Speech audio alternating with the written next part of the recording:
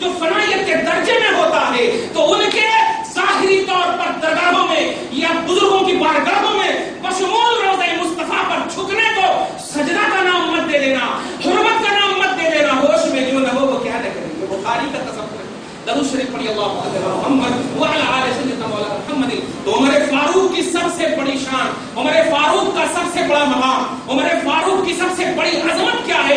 نبی پاک صلی اللہ علیہ وسلم سے بے انتہا محبت، انتہا لمٹ کو بے انتہا محبت کہ جس کی کوئی انتہا نہیں ہو، اور یہ خلق کے اعتبار سے ہے، اللہ کی بارگاہ میں تو سب کی انتہا ہے، خلق کے اعتبار بے انتہا محبت کرنا یہ حضرت عمر فاروق کی شان ہے۔ اب ایک حدیث پاک سن لیجیے، بلکہ تفسیر مدارک التنزیل اتنی بڑی تفسیر ہے کہ میں سمجھتا ہوں کہ عربی گرامر اگر کسی کو معلوم نہیں ہے تو یہ کتاب کو لینا بھی گوارا نہیں کرتے۔ کیوں؟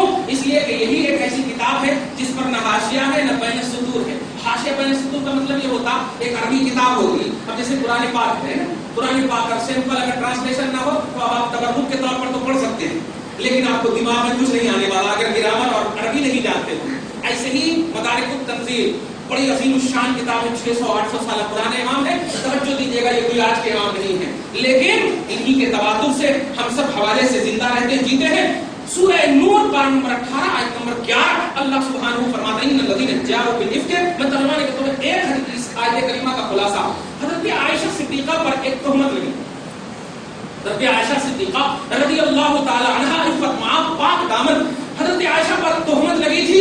حضرت صفوان ابن معطل غزوہ بنی مصطلق سن 5 ہجری سے لوٹ کر کے آ رہے تھے، میں اس کی تفصیل میں نہیں، بس یہ تہمت لگی تھی، سارے عرب میں اس کا وبیلہ مچا ہوا تھا، سارے عرب میں اس کا وبیلہ مچا ہوا تھا۔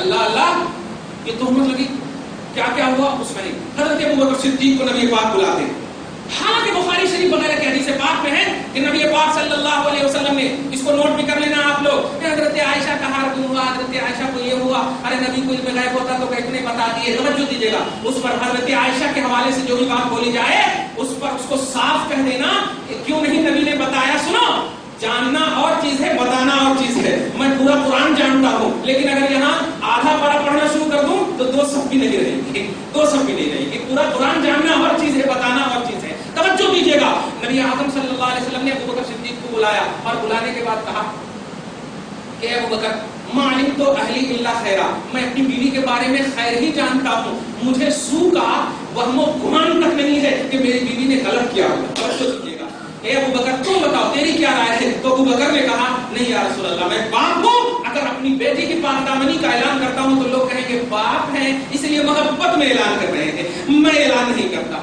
تو نبی نے کہا ہاں تم ٹھیک کہہ رہے ہو، تو ان کو کہا ٹھیک ہے جاؤ۔ اب عمر فاروق لا، میں چاروں صحابہ کا نہیں بولوں گا، صرف عمر فاروق پر محبت کا عظیم پیمانہ اور محبت کا بے انتہا پیمانہ رسول اعظم صلی اللہ علیہ وسلم کے خلیفہ دوم کے پاس دیکھے۔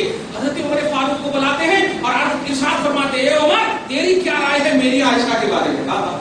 تیری کیا رائے ہے میری عائشہ کے بارے میں؟ تو عمر فاروق نے برجستہ جملہ کہا یا رسول اللہ، میں نے جب سے ہوش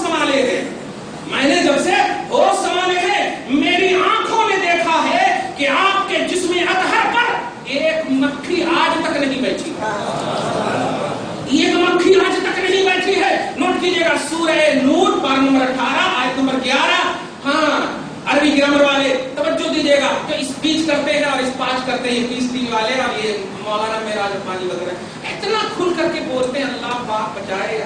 دیکھو میں بار بار کہتا ہوں، تعظیم نہیں ہو سکے تو توہین بھی نہ کرو، توہین بھی مت کرو۔ کون کہہ رہا ہے آپ کو کہ میرا ہاتھ پہنچوں گی؟ لیکن یہ کون کہہ رہا ہے آپ کو کہ میری توہین کیجیے؟ یہ آپ اپنے حساب سے اگر گزارنا ہے تو گزار لیجیے، لیکن یہ لوگ نہیں۔ آج کی تاریخ میں قرآن حدیث حجت، ارے قرآن حدیث حجت تیرے باپ کے گھر کی چیز ہے، قرآن حدیث ان اسلاف کی مرہون منت ہے۔ اگر یہ حضرات، یہ اسلاف ہاتھ با ہاتھ ہینڈ ٹو ہینڈ نہ دیتے تو قرآن کی شکلیں کہاں نظر آتی، احادیث کے بارے کہاں نظر آتے؟ اس لیے پیارے ان اسلاف کے حوالے سے ہمیں یہ اطمینان ملا ہے۔ قرآن پاک نے سورہ توبہ کے آیت نمبر 119 میں صاف کہہ دیا ہے، اے ایمان والو، جینا تو تمہارے ایمان میں ہے، رہنا سچوں کے ساتھ ہے، سچوں کے ساتھ رہنا۔ یا ایھا الذین آمنوا اتقوا اللہ وکونوا مع الصادقین، سچوں کے ساتھ رہنا ہے۔ یہ سچے ہیں یا نہیں؟ مر کر مٹی میں مل گئے، ارے یہ جملہ بھی بولنے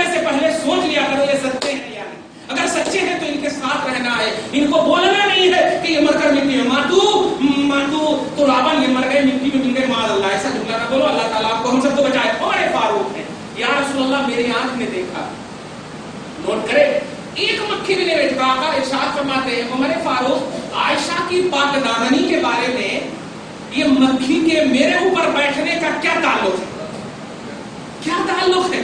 तो नबी पाक सल्लल्लाहु अलैहि वसल्लम, हालांकि सब जान रहे हैं, देखिएगा ये सब फिर अंदाज में नहीं सुनिएगा, सब जान रहे हैं सरकार, लेकिन आपको मजीद मोहब्बत में बेइंतहा मोहब्बत का दर्श देना चाहते हैं कि सुनो, कोई गौस और कुतुब सहाबी के अदना सहाबी के बराबर नहीं हो सकता, कोई नहीं हो सकता। तवज्जो दीजिएगा, एक गौस 70 के यहाँ दावत का है, उनका मकाम क्या होगा सुनो। उमर फारूक ने जब कहा या रसूल अल्लाह मुझसे पूछिए ना कि ये क्या ताल्लुक है आयशा की इज्जत और इफ़्फ़त के बारे में, बता दो। या रसूल अल्लाह मक्खी को मेरी आंख में जहां तक देखा है वो गिलाजत पर भी बैठती है और मिठाई पर भी बैठती है। मक्खियां कचरे पर भी बैठती हैं और मिठाइयों पर भी बैठती हैं।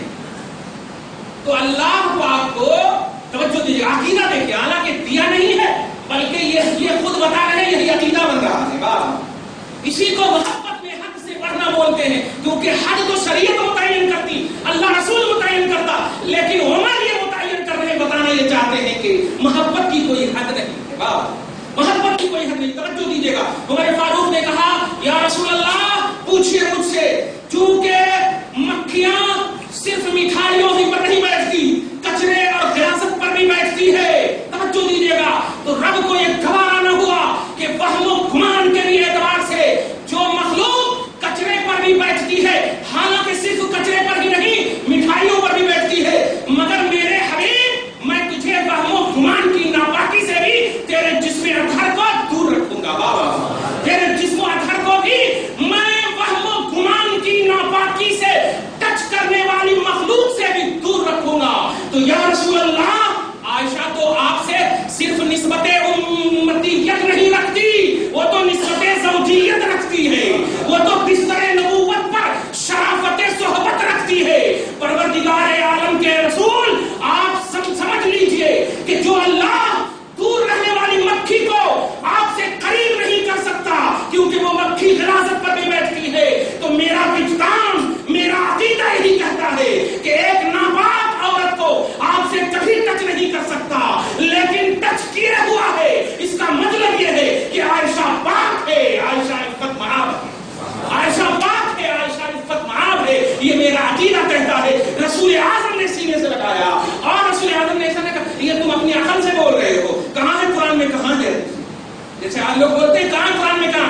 याद रखना, नबी का दिल जिससे खुश हो जाए वही शरीयत बन जाती है, दिल मुस्तफा का जिससे खुश हो जाए वही शरीयत बन जाती है। नबी पाक खुश हो गए, सीने से लगाया, और उसके बाद क्या हुआ? क्या देखा आपने? जब उमर फारूक निस्बत का इतना एहतराम, निस्बत की इतनी मोहब्बत, तो वो उमर फारूक निस्बत वाले मुस्तफा का कितना एहतराम करते होंगे। निस्बत का इतना एहतराम, हालांकि उनकी बेटी भी उनके निकाह, नबी पाक के निकाह में है, नोट कीजिएगा, ससुर की मंजिल में है, लेकिन मुस्तफा की किसी भी सादिया से निस्बत रखने वाली चीज पर भी कोई गिलाजत, कोई वहम गुमान, कोई बदगुमानी का तसव्वुर भी अगर आता है, सरे फहरिस्त सहाबा नजर आते थे दिफा के लिए, डिफेंस के लिए।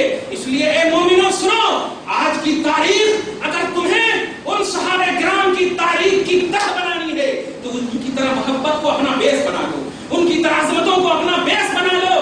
कोई बदअखलाक यूपी की सरजमीन पर मेरे अखलाक को नहीं मार सकता। इंशाअल्लाह उनकी रूहानियत आज भी हमें यह दावत दे रही है कि इस्लाम की बका चाहते हो, ईमान की बका चाहते हो, तो ए हिंदुस्तानियों, सहाबे किराम को बेस बनाओ, सहाबे किराम की मोहब्बतों को बेस बनाओ। तन्हा में रहते थे, घोड़े पर रहते थे, तारीकियां रहती थी, रातों की तारीकियां, जुल्मत कटा बना रहता था माहौल, मगर पूछो अम्र इब्न आस से, वो तारीकियों में दौड़ाने वाले घोड़े का नाम वही सहाबे किराम की अजीम जमात है। ये क्यों दौड़ती थी? वो उनको भी मालूम था कि हमारे ऊपर मुस्तफा का साया रहमत है, रहमतुल लिल आलमीन के साए में हम जीते हैं। इसलिए प्यारे, ये गाय का इल्जाम लगा करके या भैंस का इल्जाम लगा करके, ये जानवरों जैसी अकलें रख करके तुम पर वहम गुमान के एतबार से कत्ल कर रहे हैं। हम तुझे कत्ल होने वालों शहादत उज़्मा, शहादत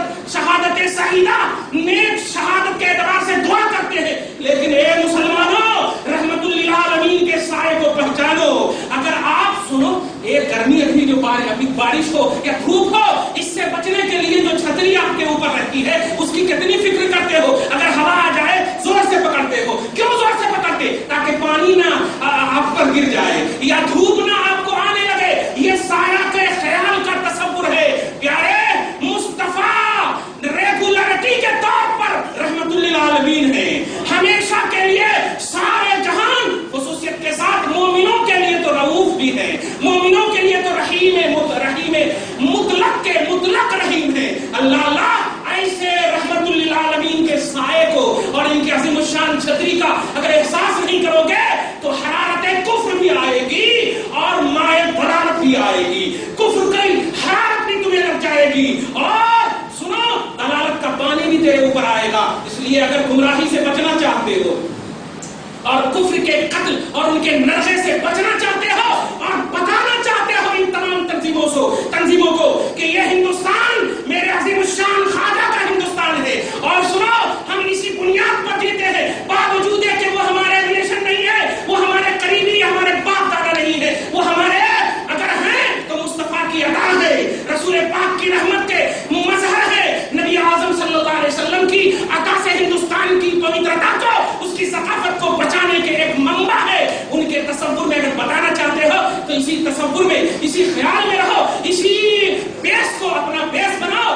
مصطفیٰ کی رحمت کا خیال کرو۔ ایسے ہی قرآن کہتا ہے ان آمنوا بمثل ما آمنتم بہ فقد اہتدوا۔ اے لوگوں ایسے خیال کرنا ہے تمہیں جیسے صحابہ نے خیال کیا ہے، فقد اہتدوا، تو تم ہدایت پر رہو گے۔ وَإِن تَوَلَّوْا، اور اگر ایسا خیال نہیں کرو گے تو فَإِنَّمَا هُمْ فِي شِقَاقٍ، تو تم ہی مشقتوں میں چلے جاؤ گے۔